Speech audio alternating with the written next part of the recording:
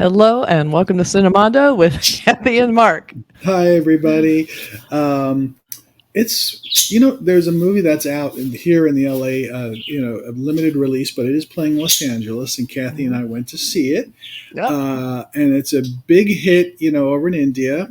And the film is based on the Kerala floods from 2018. And the film is called 2018. And it is directed by Jude Anthony Joseph and stars Tovino Thomas as Anup, the sort of the hero of the film, and it's a huge cast. A lot of familiar faces. Just Malayalam at its best. I think.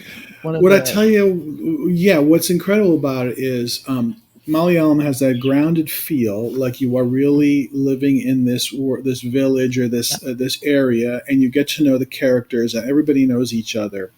Mm-hmm. Then you throw in this catastrophe, which is based. These are fictitious characters, but it's based on a real thing. These floods, and the number one thing that stood out for me is just how well they recreated the flood.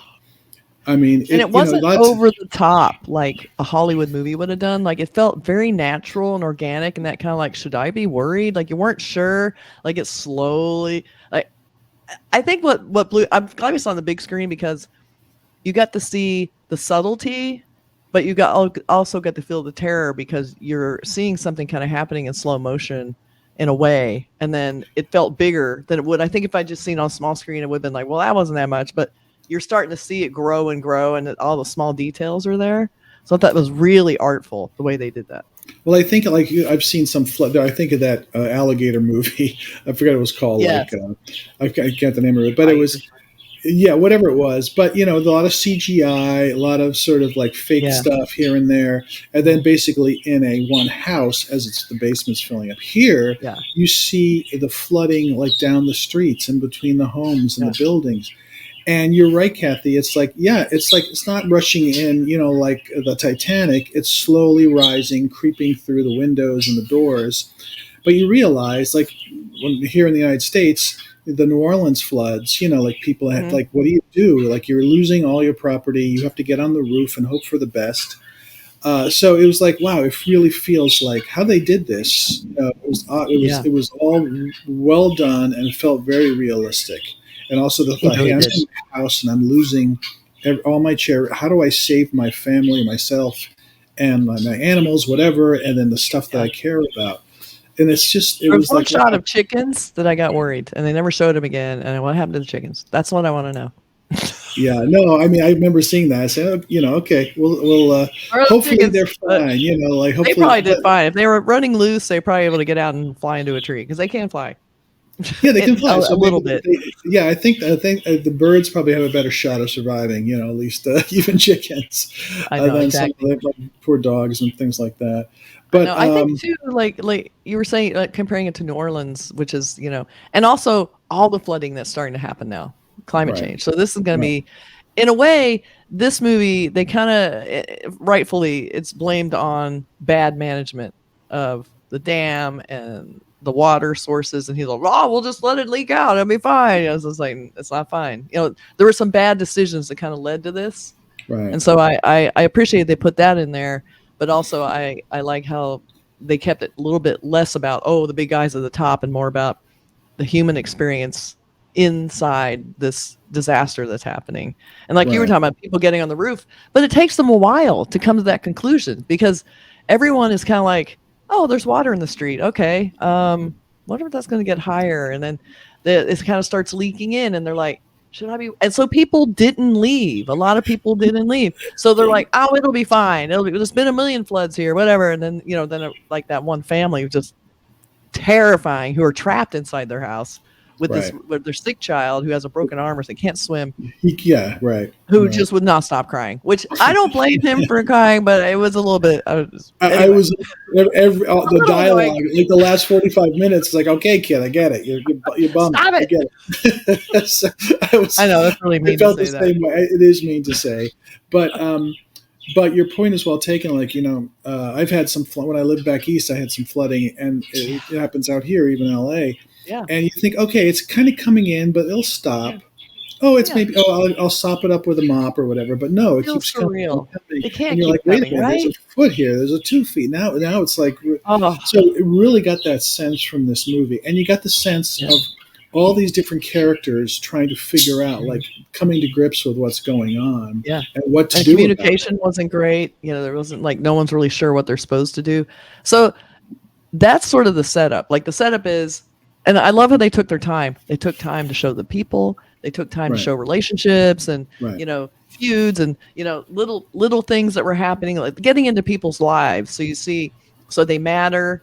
And I was also just kind of caught up in the movie without the disaster part, which I think is the key to making a good movie, no matter what the thing is, whether it's a shark or a disaster like this, is making you care about the people and the storylines that were absolutely. happening inside this. So that was really well done too. I mean, once the flood came, I almost was like, this is just interrupting the story that I was Well, interested in.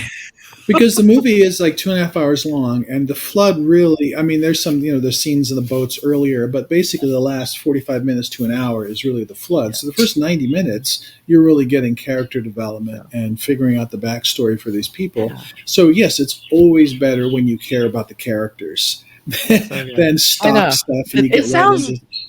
It sounds like a big no-brainer to say that, but it's amazing how many people don't write that in. Like they think, Right, "Oh, just get to the action already." It's like, right, no, you can take a moment, and that doesn't mean play it out and be obnoxious about it, like Black Demon or something, where you just do not give a shit about this family anyway, and you just don't care.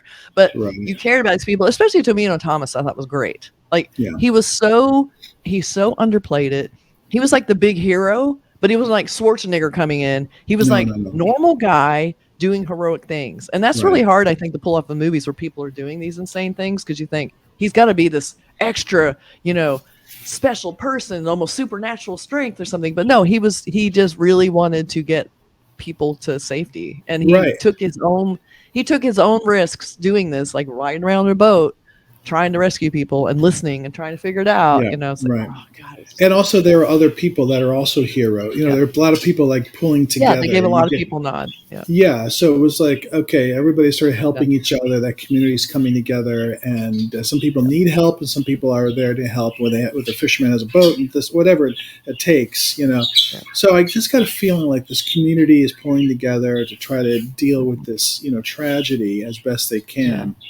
And you're right, Tovino Thomas is great as sort of like the everyman. I think of him as an everyman who also rises to the occasion and helps people out. And it felt very centered around him. Like I felt like there was a lot happening, but I was mostly interested in his story, what he's doing, how he was going to do it, and him just being such an honorable, ultimately honorable person. Even the rescues were kind of funny. Like not funny. Even the rescues were cool. Like the helicopter coming in and going, nope, not going to do it. It's like what?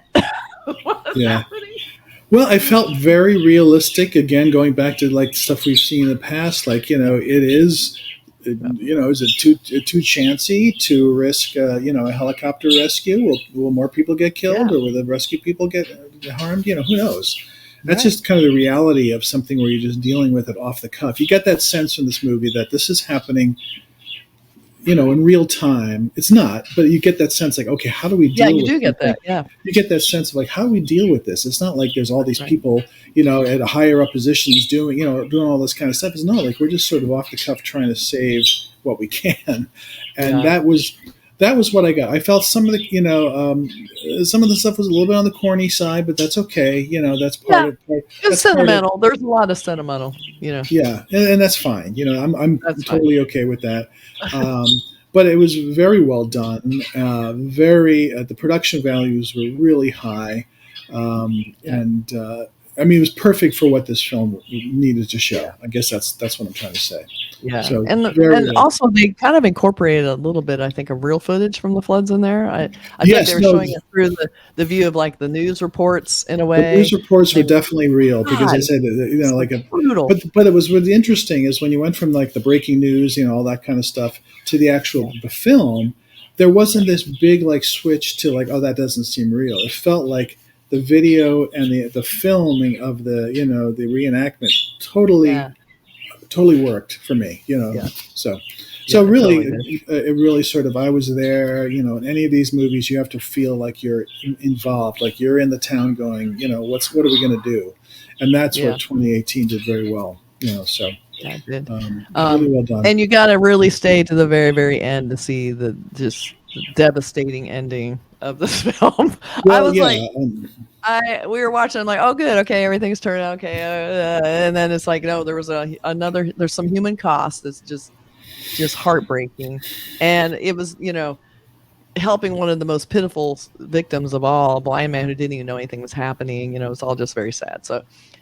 We won't spoil it totally, but definitely watch it the very, very, very, very end. Very end. Yeah, again, it's like when these that was also really well done. Like, it just looked too real. It was just hard I think to there's watch. so many. I think that it's like there's so many stories like that happen in catastrophes and disasters that we don't know about. And then people say X amount of people have died. You go, yeah, but what kind of stories were happening in that? We'll never know about.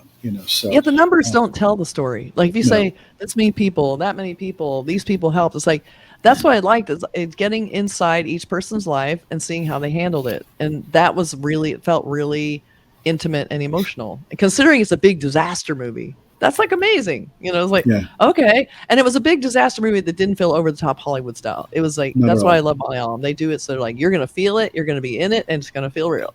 And it did. Yeah, it did. Really, absolutely. really well So that was, I think, the strongest part and the hardest thing to pull off. So that's why I think it's a very successful film. Yeah. And again, it's playing if you live in the Los Angeles area and some other big cities. It has a limited release, so you can see it at the theater as opposed to waiting for it to come on streaming whenever that is.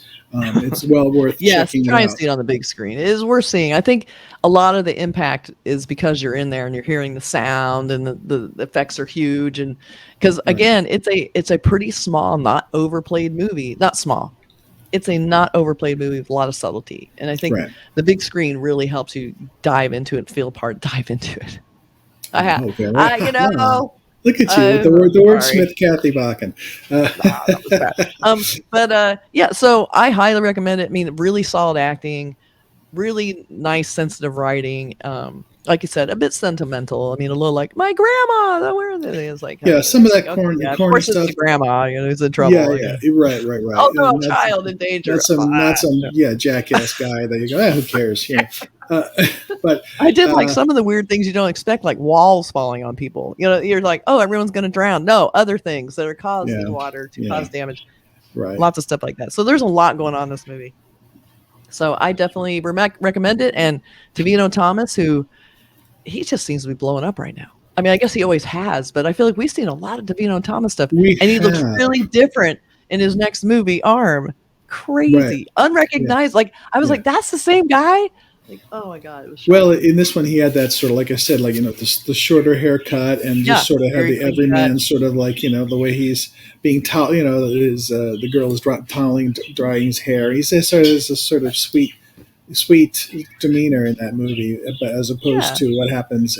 I'm guessing in Arm, at least the trailer doesn't look quite the same. If the guy in Arm was in this town during these floods, he would have held the water back. With his sunglasses intact, like. I guess. Well, he's three different people. I guess. Depending on which time frame he's in. Right. Well, go see it if you can. If it's not playing around at the theater, I mean, wait for it streaming. See it on a big TV. It won't. It's still good. It's still worth checking out. It's definitely worth checking out. Yeah, 2018. And it's apparently the biggest box office of any Malayalam film. I think, and this was the biggest hit, right? I think that's right. So far, until the next movie. I think Malayalam film cinema is blowing up. It feels to me like that's the one, at least since we've started doing this a year and a half ago, that it's been rising at a rate of the quality, and now you and the puns. It's just coming up higher and higher. Gosh. But so definitely go check it out and try and get to your nearest theater. Support your theaters. See this movie. Support Malayalam cinema. Do it. And buy our shirt with Malayalam on it. Oh, I'm not wearing that. I have the same one. Well, that's not tie-dye cool like mine. No, mine's kind of 70s cool. Anyway, great seeing everybody. Thanks for joining us, and see you soon. Bye, everybody.